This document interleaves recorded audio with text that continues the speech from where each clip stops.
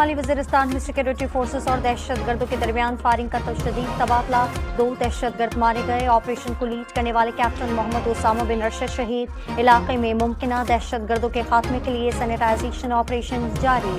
کراچی بھر میں گرج چمک اور تیز ہواؤں کے ساتھ بارش، بلدیاتی عملہ سڑکوں پر جمع، پانی نکالنے کے لیے جٹ گئے۔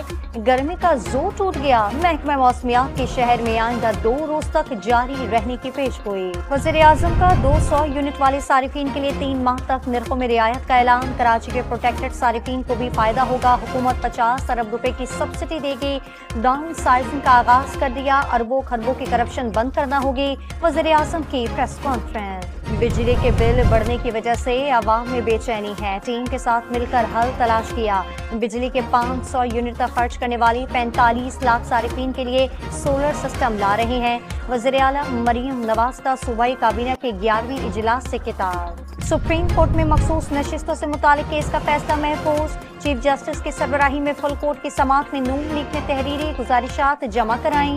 فیصلہ سنانے سے متعلق آپس میں مشاورت کریں گے، فیصلہ کب سنایا جائے گا ابھی کچھ نہیں کہا سکتے، چیف جسٹس قاضی فائز عیسیٰ کے ریمارک۔ بیرسٹر گوہر مخصوص سیٹیں ملنے کے لیے پرامید عدالت 2-3 روز میں فیصلہ سنا دے گی، خوشی ہوتی شارٹ آرڈر آ جاتا، چیئرمین پی ٹی آئی کی گفتگو۔ اسلام آباد کی مقامی عدالت میں دوران عدت نکاح کیس میں سزا کے خلاف مرکزی اپیلوں پر سماعت کل تک ملتوی ہو گئی۔ عدت میں نکاح کو کیوں چھپایا گیا، اتنی کیا جلدی تھی کہ عدت کی مدت پوری نہ کی گئی؟ بشرا بی بی کے سابق شوہر خاور مانیکا کا پی ٹی آئی پر اپنے خلاف سوشل میڈیا پر مہم چلانے کا الزام۔ حساس ادارے کو ٹیلی فون کال یا میسج میں مداخلت اور سراغ لگانے کا اختیار مل گیا۔ پی ٹی اے ایکٹ 1996 کے سیکشن 54 کے تحت اجازت دی گئی۔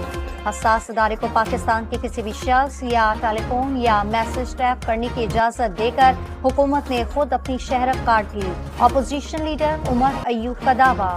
ذوالفقار علی بھٹو نے جمہوریت کے لیے قربانی دی، سابق وزیر اعظم کو دی گئی سزا بھی کالعدم قرار دینی چاہیے تھی۔